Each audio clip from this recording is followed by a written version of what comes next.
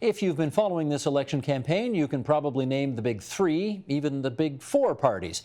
But perhaps you don't know which is the fifth largest and the only other party running enough candidates to have the potential to win a majority government. It's the Libertarian Party of Ontario. They've got candidates in 117 out of the 124 ridings this time round. That's the most they've ever put in the field. And their party leader is Alan Small, who's running in the riding of Markham-Unionville, and he joins us now. Nice to have you here in our studio. Thanks very much for having me. Okay, people understand Liberals, Tories, New Democrats, Greens. They may not know the Libertarian philosophy, so start with that if you would.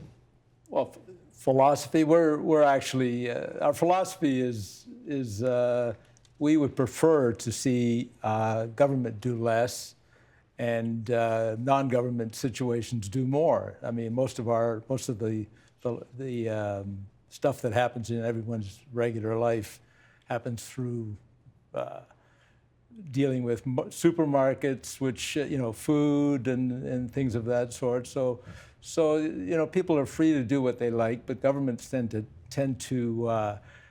put little boxes around things. So we have health care, and we have education, and we have liquor services. And all of those are controlled by the government, and that's not the way we believe things should be. So let's understand better then. What's something government's doing today you don't think they should be doing?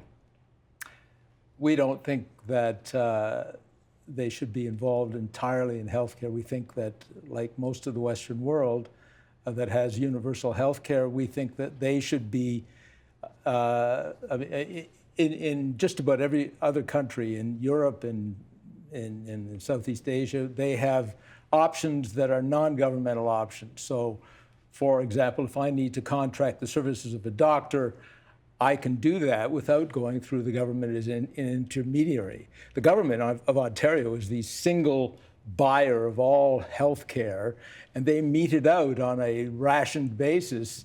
So, for example, if I needed to get something, I'd have to wait for the service until it was ready, and then that depends on the government's budget. But if I lived in, say, Switzerland, I could go straight to a doctor and say, take care of me and do what you have to do. And I would pay them with insurance, private insurance, money out of my own pocket. I wouldn't have to have the government as an intermediary. Right. We have a single payer system here, and you want the right to sort of buy like everywhere else in the world. Mm-hmm. Yeah. You don't worry about healthcare. I mean, I guess the reason that we've had a single payer system for so long is that some people see healthcare as different. It's not the same as buying bananas or a loaf of bread. It's different, and therefore should be treated so. The rich ought not to be able to buy their way to the front of the line. You don't buy that? Well, they're not buying their way to the front of the line. I mean, the rich ought not.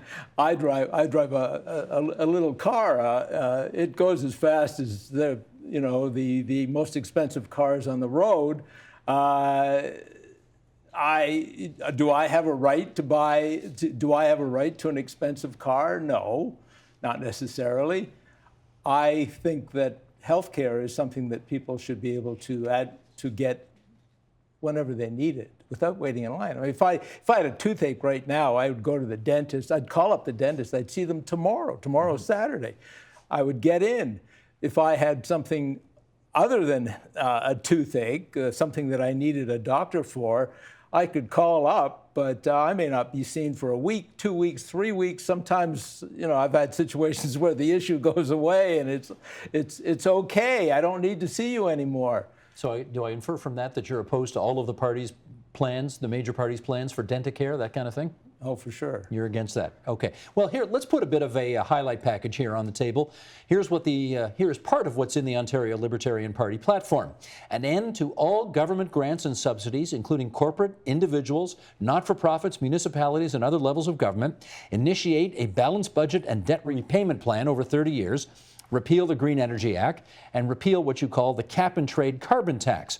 Okay, let's pull this apart a little bit. No more subsidies for municipalities, eh? How would municipalities pay for stuff if they didn't get transfers from the province? Well, municipalities, you're right, are creatures of the province. That might need to change. Municipalities have their own real estate taxes based on the cost of real estate, and that's another issue. they would, you'd fund it through a series of private bonds, the taxes that exist now in real estate taxes. I mean, there's no reason why people need to pay for transit here in Toronto and they live in Sudbury or Ottawa. I mean, let the people in Toronto pay for their own transit, I think. I think the theory is that the people in Toronto are helping the people in Sudbury keep their buses going, and the people in Sudbury are helping the people in Toronto keep their subway system going. I think that's the philosophy. You don't like that? It's not that I don't like the philosophy. I mean, that's just the choice that we make. We don't think that governments need to be involved in that. I mean, there's so many things that need to be done that I don't need to have my neighbor pay for something that I want to do in my own residence. Okay, for example, does the government need to be involved in the public transit business? No. So the Toronto Transit Commission, for example, could just run as a private I'll give you an company. example. Sure. Town of Innisfil, okay, 30,000 people just north of Toronto. They were going to institute a public transit system, buses. But they thought, well, maybe there's a better way. So they contacted Uber, and they made a deal with Uber, in fact, that's been running now for a year. Oh, I know. We did a program on it. Okay, yeah. And so you understand that they've saved millions of dollars. Well, I understand in a town of 30,000 people, you can, that Uber potentially is a solution to that. I'm not sure in a... So why can't, I mean, we can do that here on a smaller basis. There's no reason why that, this can't be done on a parceled out basis. You don't need to take over the entire transit system and create a many other cities have done this. City of Hong Kong, one of the freest places in the world until the communists took over, have private subway systems all over the place. The city of New York started out that way. New York subway is a mess now. Well, I know London, England, I mean, they've privatized pretty much all of their formerly public transit systems as well. Yeah. But the question is, there's more than 500 million trips on the Toronto Transit Commission every year. And declining. Not much. Not much. It's gone down. Well, but it's packed all the time. Yeah, for sure. and that's why it's gone down. Well, but I guess the question is, you think the private sector could run a system of 500 million trips a year? Do you think the public sector could run the food services, the food services industry, the food that's delivered to your home, the food that you go to the supermarket? I walk into a supermarket, and I say, wow, how could anyone source all of this stuff, put it into one place? It's a miracle. No, well, what's the difference? Well, I guess the difference is Loblaws can go out of business, and that's life. Public transit can't go out of business. It's seen as, for better or for worse, it is seen as a public service that is worthy of government support, and therefore it doesn't go under. It can't go bankrupt. It has to be there. That's one way of thinking. There are other ways of thinking. Now, in the Soviet Union, they took care of the food system. There were huge lineups. There were always lineups. There's, you always hear problems in our society of things that happen to do with government. When was the last time you heard, well, there wasn't enough ketchup on the shelves at Loblaws, or there wasn't enough rice available? First of all, I don't want you to think that I'm taking a position on this. I'm not. I'm just trying to find out your views. I know you happen to believe in the dynamism of the private sector, but I also recall that the Great Recession, of 2008 came to us because of some pretty appalling behavior by people in the private sector. And do we really want to turn every single government service over to a monopoly in the private sector, which led us to a catastrophe, economically speaking? That's a question. That's the common view, but I think what happened was that the American government at the time, they relaxed the conditions on mortgages, and so they were giving out these ninja mortgages that people we don't want to I don't want to go into that to relitigate the whole reasons behind that. But let's talk about debt here. It was a government issue. It was a government problem that government created, as far as I'm concerned. I understand that's your position. Anyway. We shouldn't go down this path because it's a rabbit hole we'll never get out of. How are we going to repay $325 billion of debt in 30 years? Well, we're not going to, in 30 years. Well, that's what's in your platform. Well, here's how you do it. What you do is you say, okay, we're going to take some of the things that are government monopolies right now, and we're going to, through small changes in legislation, open them up so that education is no longer a monopoly. Healthcare, which is 42% of the budget of Ontario and going to grow because people like me are getting older and we're going to need more healthcare.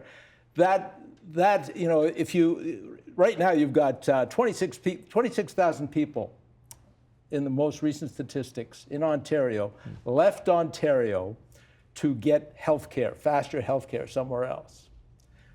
They paid for their flight, they paid for their hotel, they paid for the surgery, they paid for everything that had to do.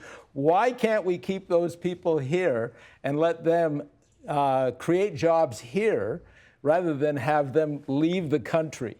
So if you allowed, if you allowed that non-government service here, it would compete with the government.